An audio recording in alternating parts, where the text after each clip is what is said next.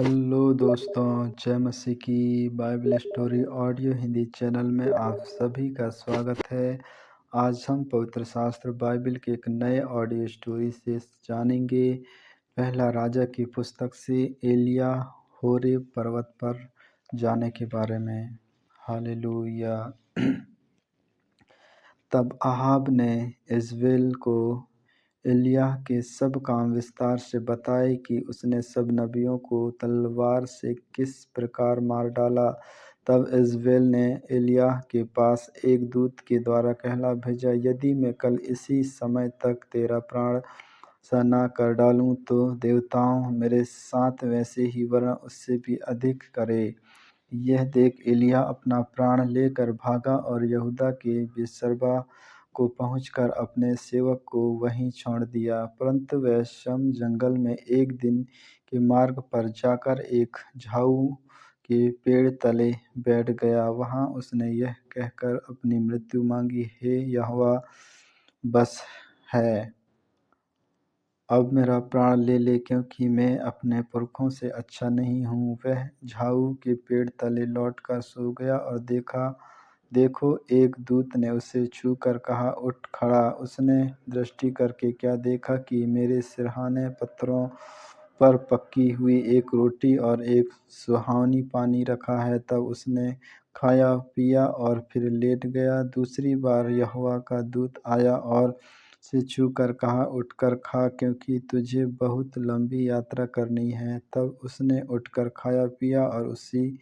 भोजन के बल पाकर 40 दिन रात चलते चलते परमेश्वर के पर्वत होरेब को पहुंचा। वहां वह एक गुफा में जाकर टिका और यहोवा का यह वचन उसके पास पहुंचा, हे एलिय्याह, तेरा यहाँ क्या काम? उसने उत्तर दिया, सेनाओं के परमेश्वर यहोवा के निमित्त मुझे बड़ी जलन हुई है, क्योंकि इस्राएलियों ने तेरा वाचा टाल दी, तेरी वेदियों को गिरा दिया और तेरे नबियों को तलवार से घात किया है, और मैं ही अकेला रह गया हूँ और वे मेरे प्राणों के भी खोजी हैं। उसने कहा, निकल कर यहोवा के सम्मुख पर्वत पर खड़ा हो। और यहोवा पास से होकर चला और यहोवा के सामने एक बड़ी प्रचंड आंधी से पहाड़ फटने और चट्टानें टूटने लगी। तब भी यहोवा उस आंधी में न था। फिर आंधी के बाद भूकंप हुआ, तो भी यहोवा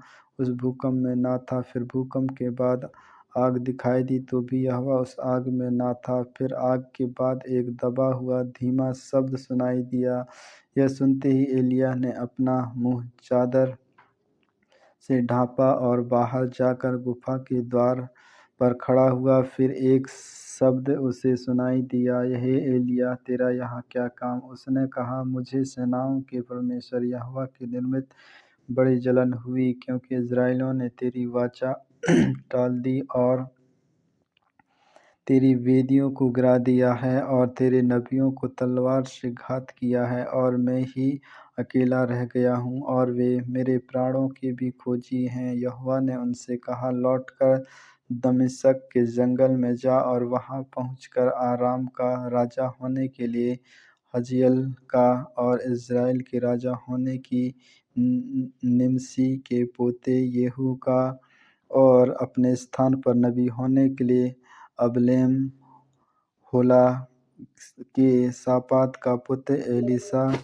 का अभिषेक करना। और हज़ाएल का तलवार से जो कोई बच जाए उसको येहू मार डालेगा, और जो कोई येहू की तलवार से बच जाए उसको एलीशा मार डालेगा। तो भी मैं 7,000 इस्राएलियों को बचा रखूँगा। ये तो वे सब हैं जिन्होंने न तो बल के आगे घुटने टेके और न मुँह से उसे चूमा है। हालेलुया। एलीशा का अभिषेक।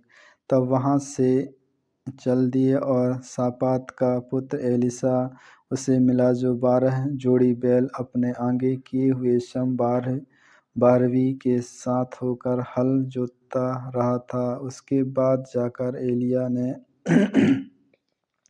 अपनी चादर उस पर डाल दी। तब वह बैलों को छोड़कर एलिय्याह के पीछे दौड़ा और कहने लगा, मुझे अपने माता पिता को चूमने दे, तब मैं तेरे पीछे चलूँगा। उसने कहा, लौट जा, मैंने तुझसे क्या किया है?